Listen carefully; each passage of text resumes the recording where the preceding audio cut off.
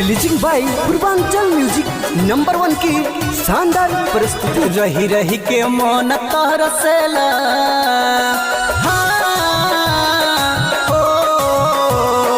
रही रही के मन तरसेला घुमा द पिया बांसी के मेला।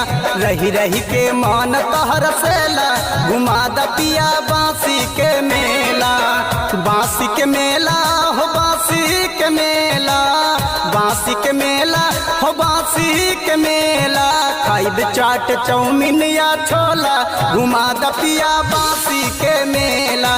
रही रही के मन तरसेला घुमा द पिया बांसी के मेला। घुमा द पिया बांसी के मेला।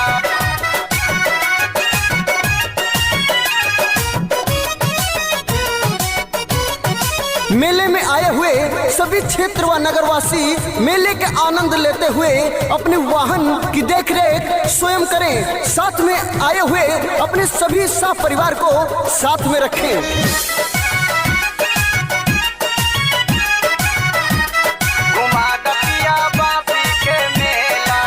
नौगढ़ के नथिया गोरखपुर के बाली, बिंदिया बल्लाहमपुर बस्ती के होठल लाली। हाँ नौगढ़ के नथिया गोरखपुर के बाली, बिंदिया बल्लाहमपुर बस्ती के होठल लाली। गोंडा से लाई दा हो झाला घुमा द पिया बांसी के मेला। रही रही के मन तरसेला घुमा द पिया बांसी के मेला। घुमा द पिया बांसी के मेला। जी हाँ, किसी भी तरह का समस्या होने पर तुरंत संपर्क करें हमारे संपर्क कार्यालय पर और तुरंत सूचना दें हमारे शासन प्रशासन को। Recording by Ankit studio.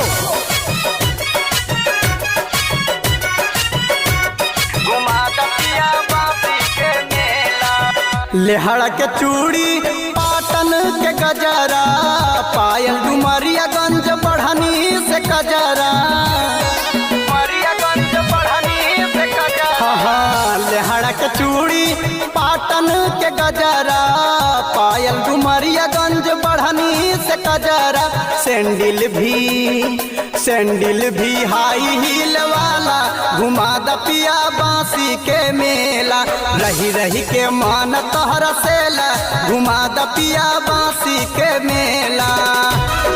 जी हाँ, इसी तरह का ऑडियो वीडियो बनवाने के लिए संपर्क करें अंकित स्टूडियो सिद्धार्थ नगर।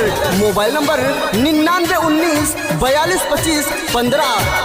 घुमा द पिया बांसी के मेला।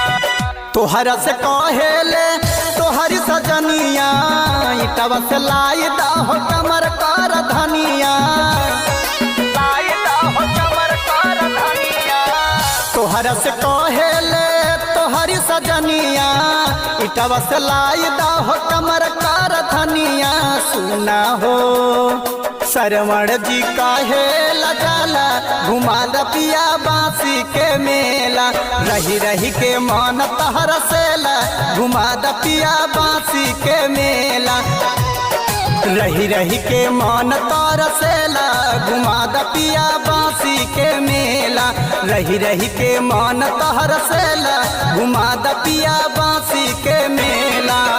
बांसी के मेला हो बांसी के मेला, बांसी के मेला हो बांसी के मेला।